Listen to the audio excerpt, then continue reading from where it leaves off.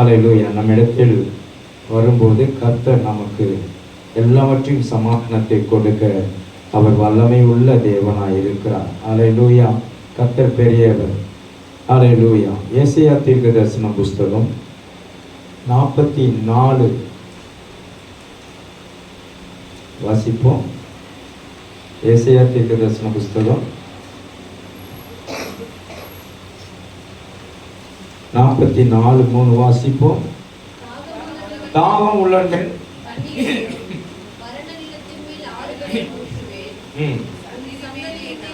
உன் சன்னதின் மேல் என் ஆவியையும் உன் சந்தானத்தின் மேல் ஆசீர்வாதத்தையும் வர பண்ணுவேன் சொல்றார். அல்லேலூயா. தாகம் உள்ளவர்கள் தண்ணீரை ஊற்றுவேன். தாகம் இருக்கிறவர்கள் தண்ணீரை குடிப்பார்கள். விசுவாசிக்கிறீங்களா? நான் குடிக்கிறேன். தாகம் இருந்தா தண்ணியை குடிக்கணும். தண்ணி குடிக்காத இருக்கக்கூடாது. தொண்டை வறண்டுரும். 10 நிமிஷத்துக்கு ஒரு வாட்டினாச்சும் தண்ணி குடிக்கணும். குடிக்கல அப்படின்னா நம்முடைய நாக்கு வறண்டும், வாய் ஸ்மெல் வரும். தண்ணி ஒரு நாளைக்கு அட்லீஸ்ட் 3 லிட்டர் தண்ணினாச்சும் குடிக்கணும். குடிக்கிறீங்களா? 3 லிட்டர் தண்ணி குடிங்க. அதுதான் நமக்கு ஆரோக்கியம். விசுவாசிங்களா? அதுவும் இந்த வெயில் காலத்துக்கு, உஷ்ண காலத்துக்கு தண்ணி அதிகமாக செலவாகும். தண்ணிக்கு நீங்கள் முக்கியத்துவம் கொடுக்கணும். கர்த்தர் பெரிய காரியங்களை செய்வார். அப்போ தண்ணி என்பது எவ்வளவு முக்கியமானது. தண்ணீரை போலதான் ஜபமும் முக்கியமானது. விசுவாசிக்கிறீங்களா? தாகம் உள்ள மேல் நீங்க ஜெபிக்கிற ஜபத்தின் மேல் ஆண்டவர் வல்லமை ஊற்றுவார். எத்தனை பேர் விசுவாசிக்கிறீங்க? தாகம் உள்ள மேல் தண்ணீரை ஊற்றுவேன், வறண்ட நிலத்தின் மேல் ஆறுகளை வர பண்ணுவேன் என்று சொல்லி இருக்கிறார். அல்லேலூயா. ஆண்டவர் நமக்கு செய்த ஒரு நன்மைகள் என்னவென்றால், கற்றுக் கொடுத்துட்டு போன ஒரு நன்மை என்னவென்றால் ஜபம். ஜபம் இல்லாமல் நீ ஜீவிக்க முடியாது. கிறிஸ்தவர்கள் அவர்கள் மிகவும் பயங்கரமான பாடுள்ள கிரியைகளை அனுபவிப்பாங்க. ஜெபிக்காதவர்கள் தரித்திரரா இருப்பார்கள். எத்தனை பேர் விசுவாசிக்கிறீங்க? ஜெபித்து நீ ஜெயம் பெறலாம். ஜெபிக்கிறவர்களுக்கு ஆண்டவர் தினமும் ஆகாரம் போஷிப்பார். கூப்பிடுகிற காக்கைக்கு ஆண்டவர் ஆகாரத்தை கொடுக்கிறார். இன்றைக்கு ஆண்டவரை நீ கூப்பிட்டு பாரு, கர்த்தர் உன்னை கிருபையாய் நடத்துவார். எத்தனை பேர் விசுவாசிக்கிறீங்க? ஆமென் சொல்லுங்க. கர்த்தர் பெரிய காரியங்களை செய்வார். இன்னைக்கு வேணா நாளைக்கு ஜெபம் பண்ணிக்கலாம் அப்படின்னு சொல்லிட்டு நினைக்க கூடாது. நேரம் வாய்த்தாலும் வாய்க்காவிட்டாலும் திருவசனத்தை நீ பிரசங்கிக்க அல்லது ஜெபிக்க மறந்துடக்கூடாது. விசுவாசிக்கிறீங்களா? திருவசனம் ஆண்டவரால் கொடுக்கப்பட்ட வார்த்தையை நீ கவனிக்காமல் உன்னுடைய வேலையில கவனம் செலுத்தினா அந்த வேலை கொஞ்ச நாள் தான் இருக்கும். இவ்வளோ கடினமா பேசுறேன். இதெல்லாம் நான் அனுபவிச்சிருக்கேன். தயவு செய்து சொல்லுறேன், கர்த்தருக்கு முக்கியத்துவம் கொடுங்க. ஜெபிக்கிறவர்களை ஆண்டவர் ஆசீர்வதிப்பார். விசுவாசிக்கிறீங்களா? அதற்காக தான் தீத்து புஸ்தகம் 5:296 பக்கம், பேஜ் நம்பர் 296.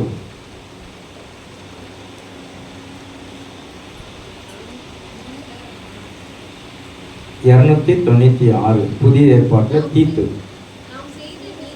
நாம் செய்த நீதியின் கிரியைகள் நிமித்தம் ரட்சியாமல் அவருடைய இரக்கத்தின்படியே மறு ஜென்மம் முழுக்கினான்.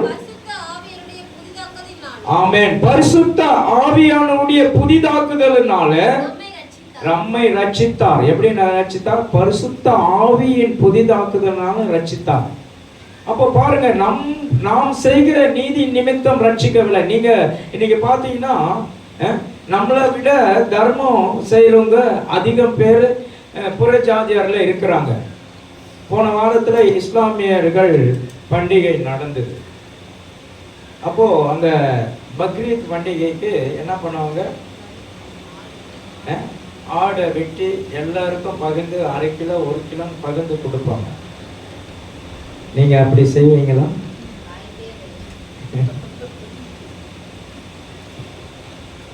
அந்த கிரியை நிமித்தம் ஆண்டவர் ரட்சிக்கல.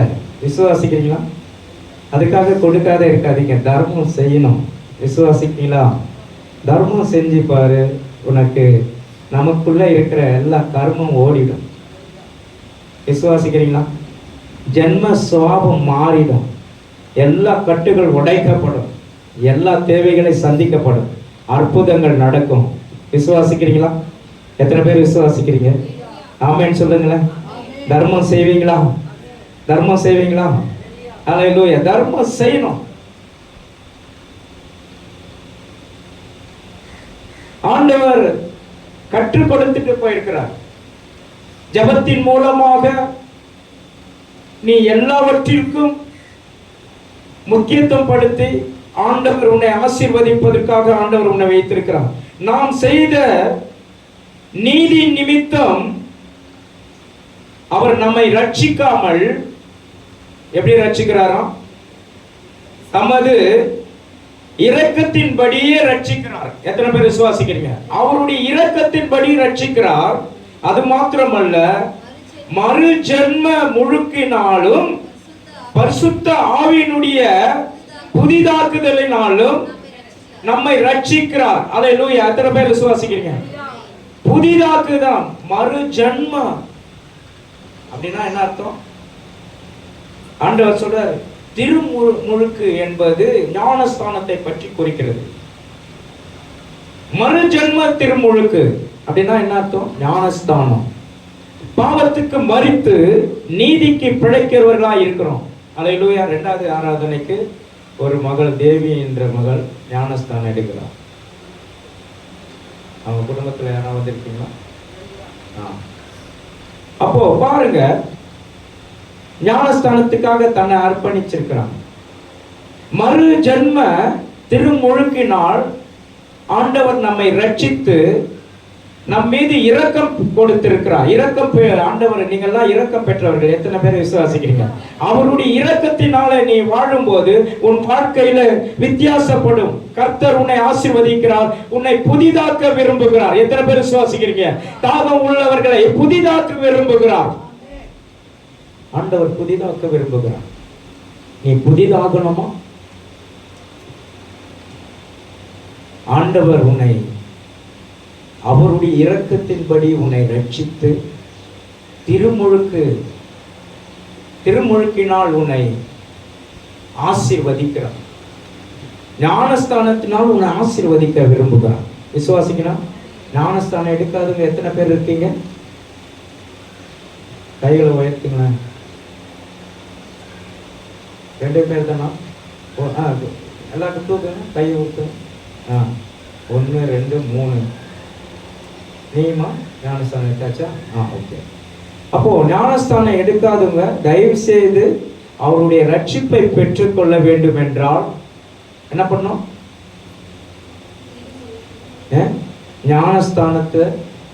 ஞானஸ்தானத்துல பங்கு பெறுங்கள். கர்த்தர் உங்களை ஆசீர்வதிக்க விரும்புகிறார். அல்லேலூயா. அதுதான் சொல்றாரு. தீத்து 3:5 சொல்றாரு, நாம் செய்த நீதியின் கிரியைகளின் நிமித்தம் அவர் நம்மை ரட்சிக்காமல் தமது இரக்கத்தின்படியே மறு ஜென்ம முழுக்கினாலும் பரிசுத்த ஆவியினுடைய புதிதாக்குதலினாலும் நம்மை ரட்சித்தார். பரிசுத்த ஆவியின் புதிதாக்குதலினால் நம்மை ரட்சித்திருக்கிறார். பரிசுத்த ஆவி, நீ ஞானஸ்தானம் எடுத்த உடனே புதிதாய் மாறிடுவீங்க. விசுவாசிங்களா? புது மனுஷன் கலைக்கப்படுவான், பழைய மனுஷன் கலைக்கப்படுவான், புது மனுஷனாய் மாறுவீங்க. சில பேருக்கு ஞானஸ்தானம் எடுத்தா கூட இன்னும் ஒரு இது வரல, அவங்க கிட்ட இருந்து எரிச்சல் போகல, இன்னும் கோபம் போகல. அப்படி இருக்கக்கூடாது. விசுவாசிக்கிறீங்களா? அவர்களுடைய சாயல் உங்களுக்கு கிடைக்கணும் அப்படின்னா, தேவனுடைய சாயல் உனக்கு கிடைக்கணும், தேவனுடைய இரக்கம் கிடைக்கணும் அப்படின்னா நீங்க மறுரூபமாக்கப்படணும். விசுவாசிக்கிறீங்களா? ஒருவன் ஜலத்தினாலும் ஆவியினாலும் பிறவாவிட்டால் தேவனுடைய ராஜ்யத்தில் பிரவேசிக்க முடியாது என்று சொல்லப்பட்டது போல, இன்றைக்கு ஞானஸ்தானம் எடுத்தவர்களும் கூட நீங்க மறுரூபமாக்குவதற்கு தயாராக வேண்டும். விசுவாசிக்கிறீங்களா? கர்த்தர் உன்னை கொண்டு பெரிய திட்டங்களை வச்சிருக்கிறார். ஆண்டவருடைய பிள்ளைகளை ஆண்டவர் ஆசீர்வதிக்க விரும்புகிறார். எத்தனை பேர் விசுவாசிக்கிறீங்க? ஆமென் சொல்லுங்க. கர்த்தர் பெரிய காரியங்களை செய்ய அவர் வல்லமையுள்ள தேவனாய் இருக்கிறார்.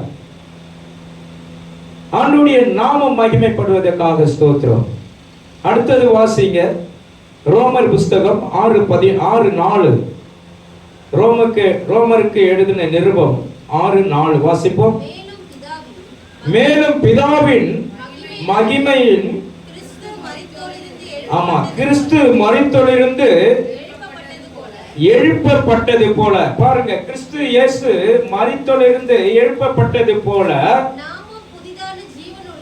நாமும், என்ன சொல்லுங்க, நாமும் புதிதான ஜீவன் உள்ளவர்களாக ஞானஸ்தானத்தினுடைய, ஆமென், ஞானஸ்தானத்தினால் நீங்க என்னவா இருக்கிறீங்க? கிறிஸ்துவோடு கூட அடக்கம் பண்ணப்பட்டிருக்கீங்க.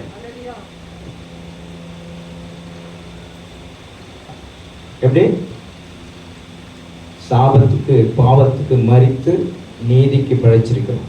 கிறிஸ்துவோடு கூட அவர் பாடுபட்டு அவர் மரித்ததுனால ஞானஸ்தானம் எடுப்பதற்கு அது ஒரு அல்லேலூயா காரணம். விசுவாசிக்கிறீங்களா? இது ஒரு காரணம். என்ன காரணம்? அவரோடு கூட மரித்து அடக்கம் பண்ணப்பட்டு மீண்டுமாய் உயிர்த்தெழுகிறீங்க. விசுவாசிக்கிறீங்களா? இது ஒரு அடையாளம். ஞானஸ்தானம் எடுத்ததுக்கு ஒரு அடையாளம். விசுவாசிக்கிறீங்களா? ஞானஸ்தானம் எடுக்கிறது நீங்க ஈஸியா புரிஞ்சுக்கலாம். இந்த வசனத்தை திரும்ப வாசிங்க, எல்லாரும் வாசிங்க, எல்லாரும் வாசிங்க. மேலும் பிதாவின் மகிமையினாலும் கிறிஸ்து மரித்தோரிலிருந்து எழுப்பப்பட்டது போல நாமும் புதிதாக ஜீவனுள்ளவர்களாய் நடந்து கொள்ளும்படிக்கு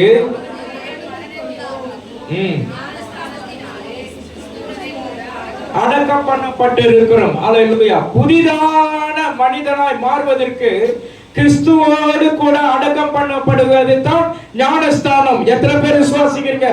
கிறிஸ்துவோடு கூட அடக்கம் பண்ணப்படுவது தான் ஞானஸ்தானம். விசுவாசிக்கிறீங்களா? அப்போ அவர் உயிரோடு எழுந்தாரா?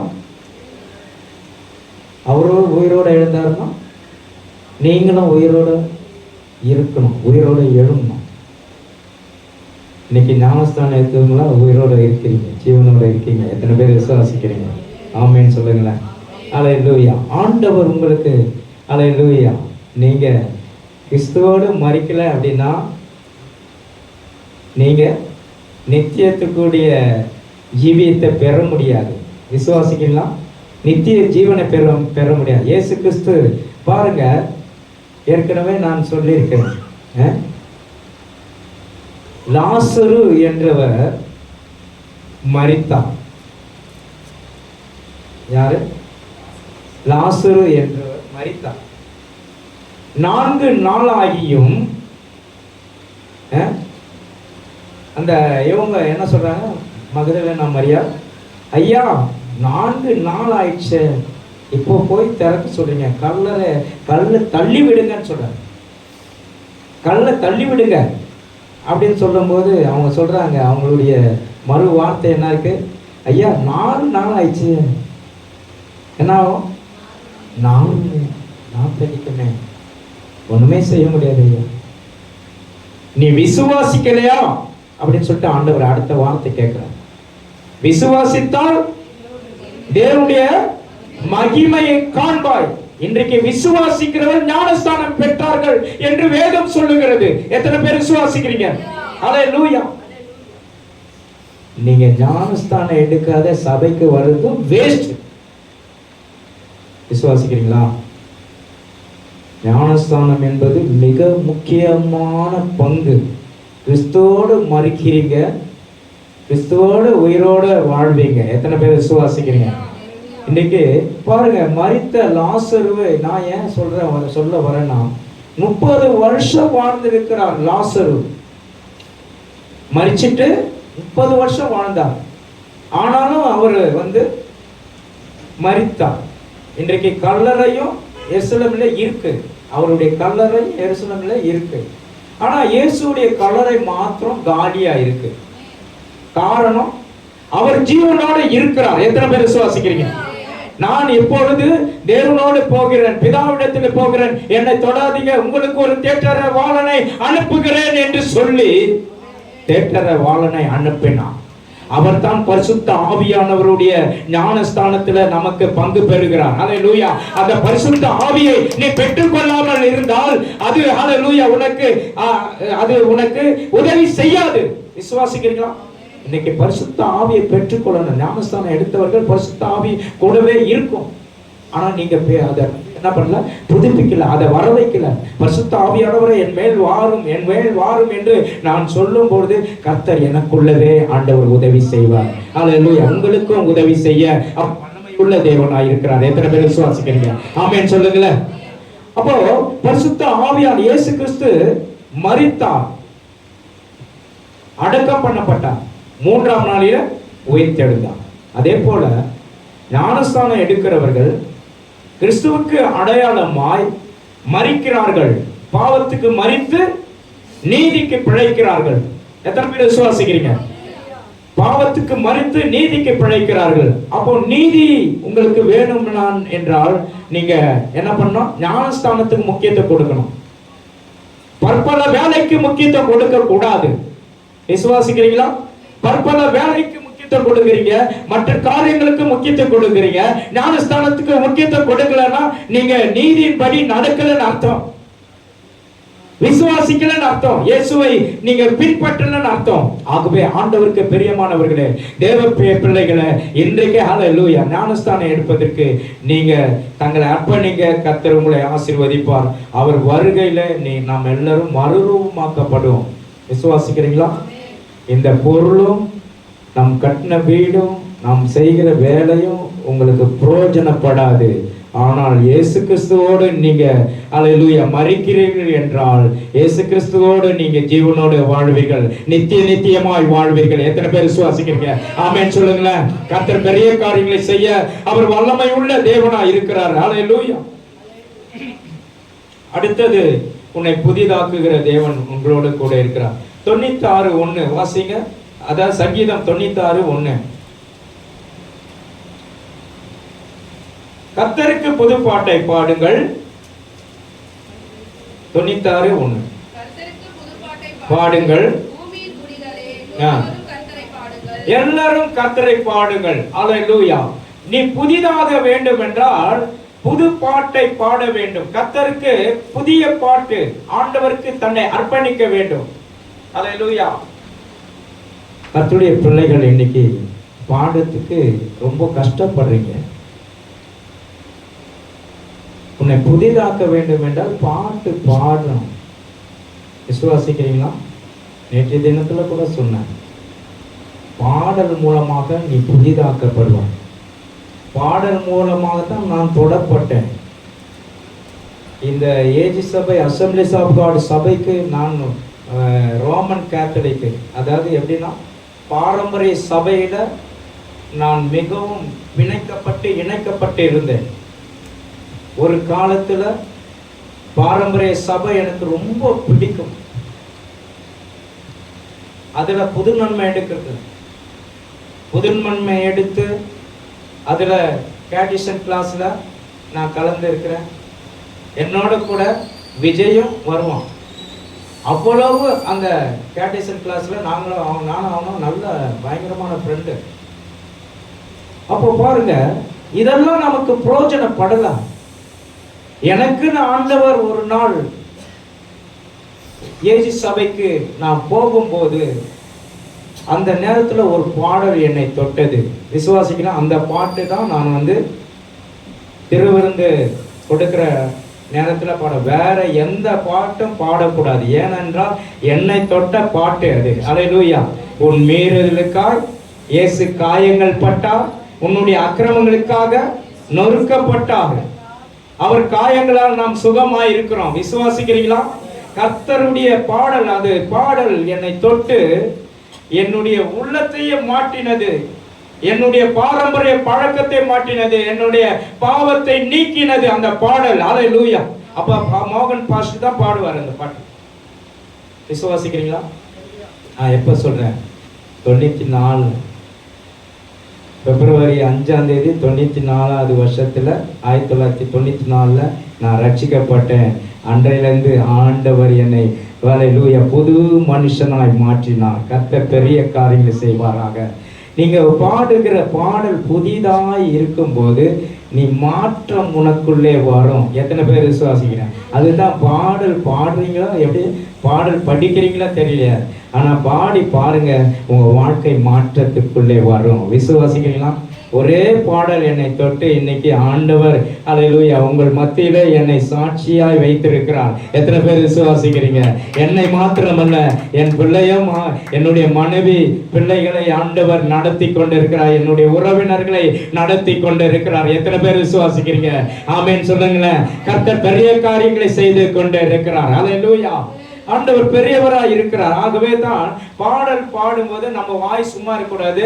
நம்ம பாடி கூடவே பாடி கைகளை தட்டணும். ஹல்லேலூயா.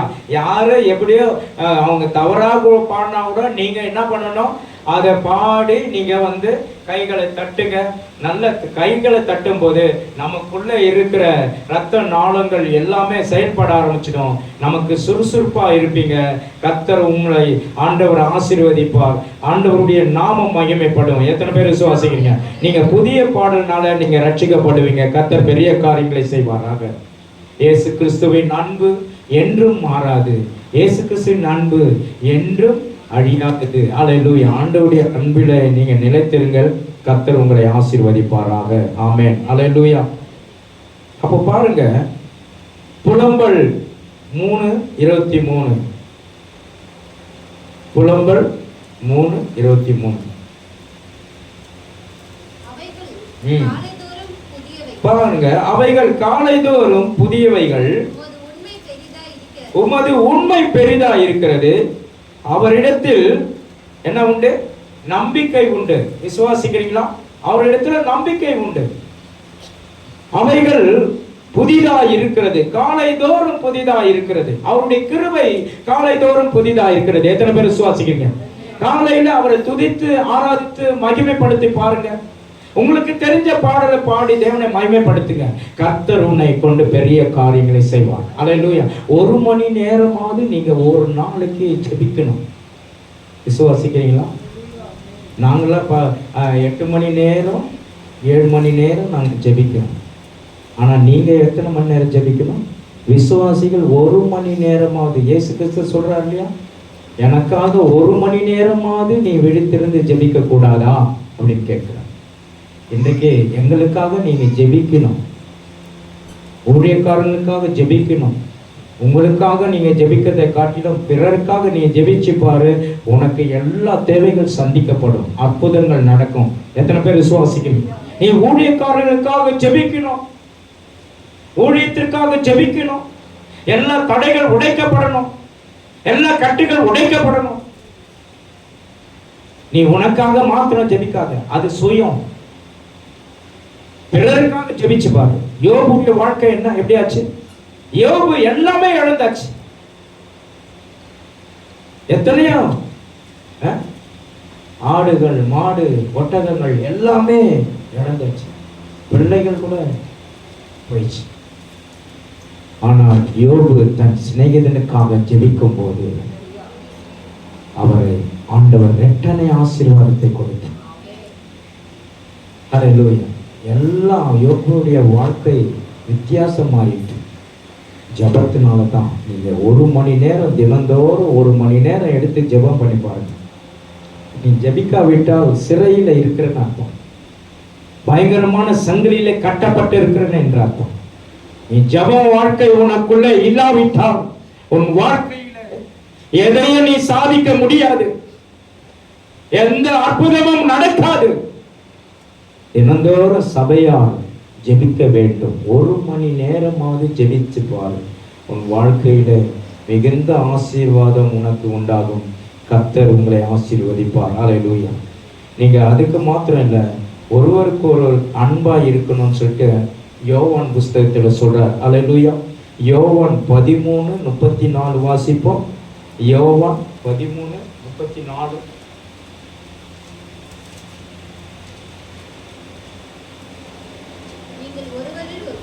நீங்கள் ஒருவரில் ஒருவர் அன்பாயிருங்கள், நான் உங்களில் அன்பாய் இருந்தது போல நீங்களும் ஒருவரில் ஒருவர் அன்பாயிருங்கள் என்கிற புதிதான கட்டளைகளை உங்களுக்கு கொடுக்கிறேன். அல்லேலூயா. புதிதான கட்டளை என்னவென்றால், ஒருவருக்கொருவர் அன்பாயிருக்கணும்.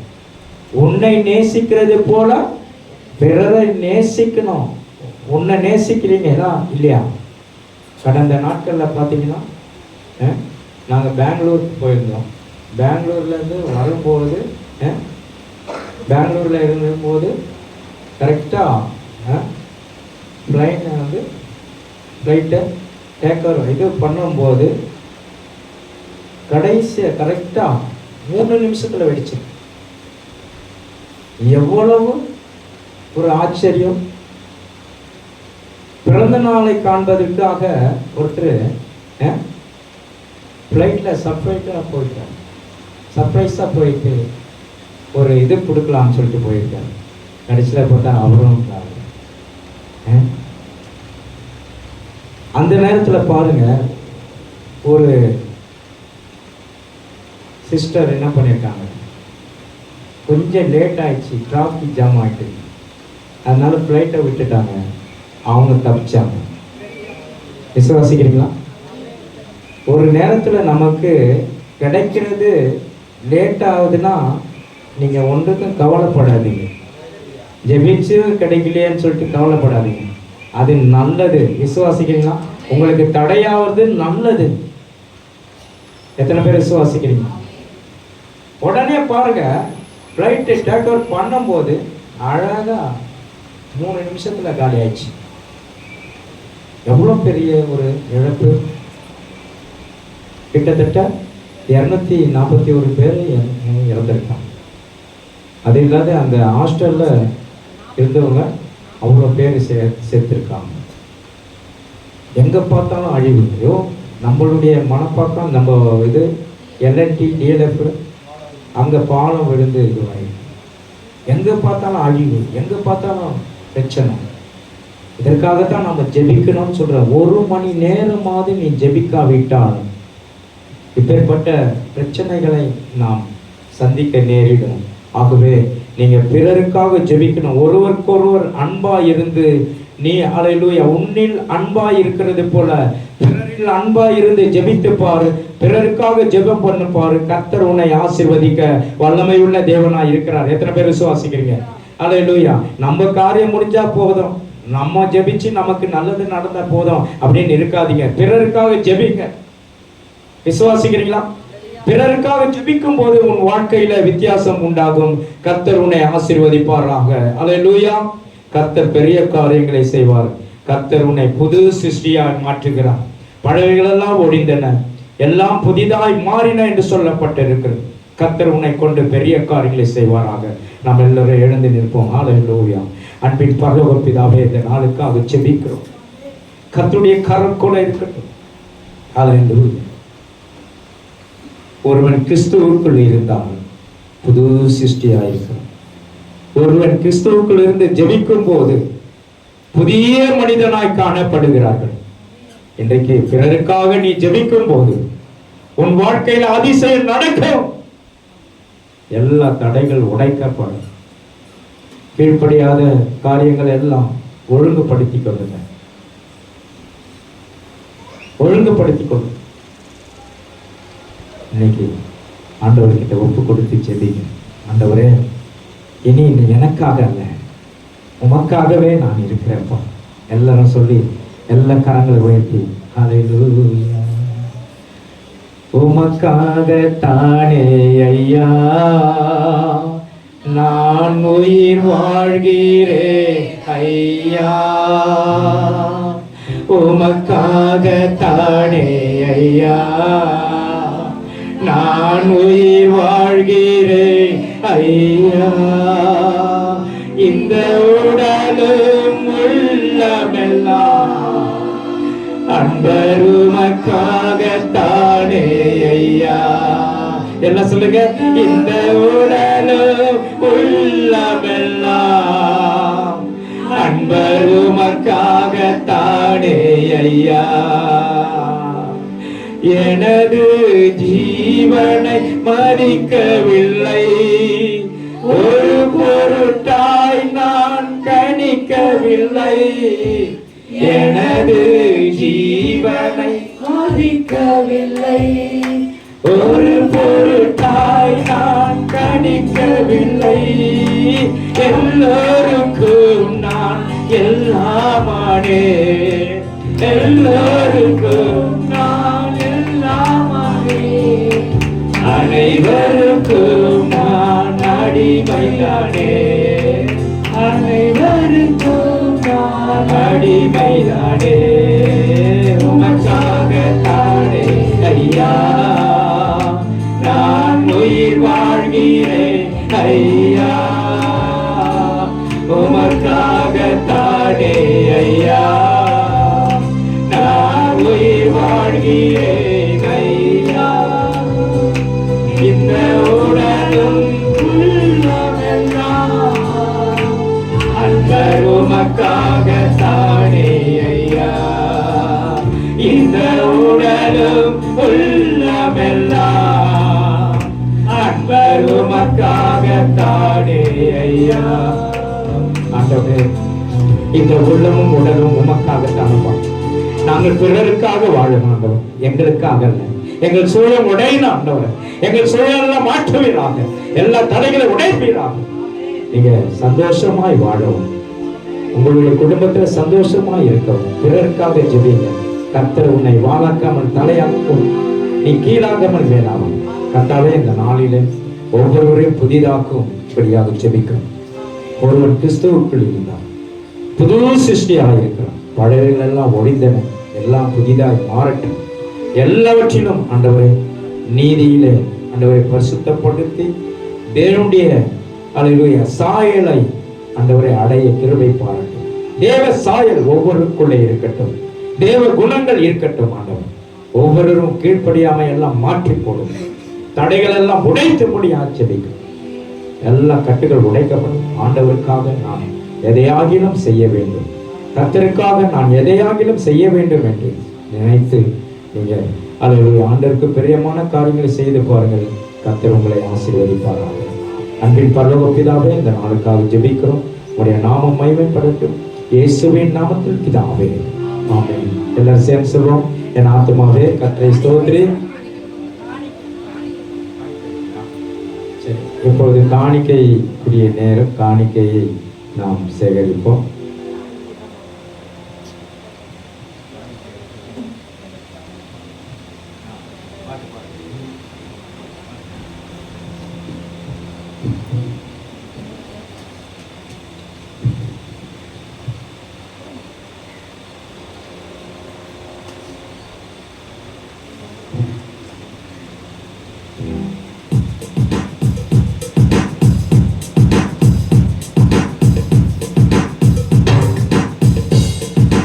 உம்மை நம்பும் நான் பாக்கியவான், உம்மையே நம்பியிருப்பேன்.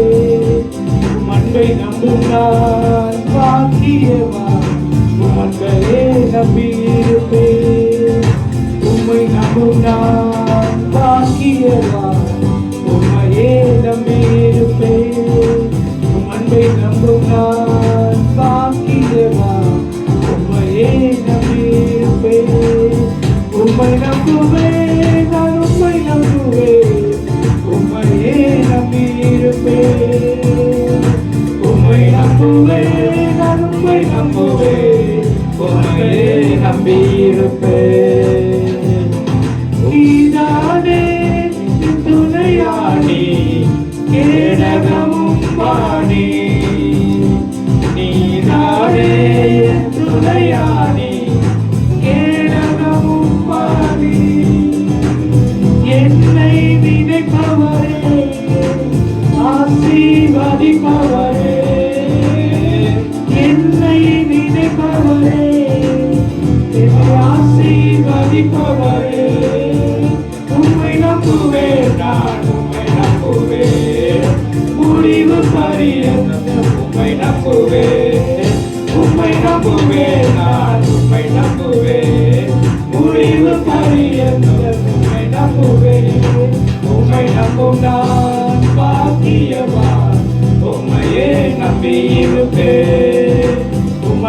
நம்பும் நான் பாக்கியவான், உம் அன்பையே நம்பியிருப்பேன். அல்லேலூயா. கர்த்தருடைய ஆண்டவர் ஆசீர்வதிக்க அல்லேலூயா விரும்புகிறார். இன்றைக்கு எல்லோரையும் ஆண்டவர் ஆசீர்வதிக்கணும், ஒவ்வொருவரையும் ஆசீர்வதிக்கணும். பிரயாசப்பட்ட ஒவ்வொருவருக்கும் ஆசீர்வாதம் உண்டு. இன்றைக்கு எல்லோருமே ஆண்டவர் ஆசீர்வாதத்தை தந்துள்ளதால் நாம் ஜெபிப்போம். ஜெபம். ஸ்தோத்திரிக்கிற ராஜா, ஆசீர்வதிக்கப்பட்ட நல்ல நாளுக்காக நன்றி ராஜா. தகப்பனே, இந்த நாளிலும் கூட ஆண்டவரே, இதுவரையும் எங்கள் நடத்தின தேவன் இனியும் எங்கள் நடத்த வல்லமையுள்ள தேவனாக இருக்கிறேன் அப்பா. இந்த நாளிலும் கூட ஆண்டவரே, இந்த ஜூன் மாதம் 15ஆம் தேதிக்காக நன்றி ராஜா. ஆண்டவர் தாம நீர் கொடுத்த இந்த நாளிலும் கூட ஆண்டவரே, எங்களுக்கு அப்பா ஆண்டவரே கையிட்டு செய்யும் எல்லா வேலையிலும் எங்களை ஆசீர்வதித்து ஆண்டவரே எங்களை கைகளை ஆசீர்வதித்தது அப்பா. அந்த ஆசீர்வாதத்தின் பலனிலிருந்து எங்களுக்கு ஒரு பங்கை நாங்கள் எடுத்து உமக்காக காணிக்கையாக நாங்கள் தெரிவித்திருப்பா நாங்கள் வைத்திருக்கிறோம் ராஜா. இந்த காணிக்கையை நீர் அங்கீகரித்து ஆசீர்வதித்து வரும்படியாக நாங்கள் ஜெபிக்கிறோம். இது 30, 60, 100 பிறகு செய்து ஆண்டவரே எங்களை இந்த மாதம் முழுவதும் எங்களுக்கு கண்ணின் மதிப்போல பாதுகாத்துக் கொள்ளுங்க. இன்னும் வேலைகளுக்கு போகவும் எங்களுக்கு பலனையும் சுகத்தையும் ஆரோக்கியத்தையும் தரும்படியாக நாங்கள் ஜெபிக்கிறோம் அப்பா. எங்களை அப்பத்தையும் அப்பா தண்ணீரையும் ஆசீர்வதித்து தரும்படியாக நாங்கள் வேண்டுதல் செய்கிறோம். இயேசு மூலம் ஜெபம் கேளுங்கள் ஜீவனுள்ள நல்ல பிதாவே, ஆமென். கர்த்தர் உன்னை ஆசீர்வதித்து உன்னை காக்க கடவுள். கர்த்தர் தம்முடைய முகத்தை உன்மேல் பிரகாசிக்க பண்ணி உன்மேல் கிருபையாய் இறங்க கடவுள்.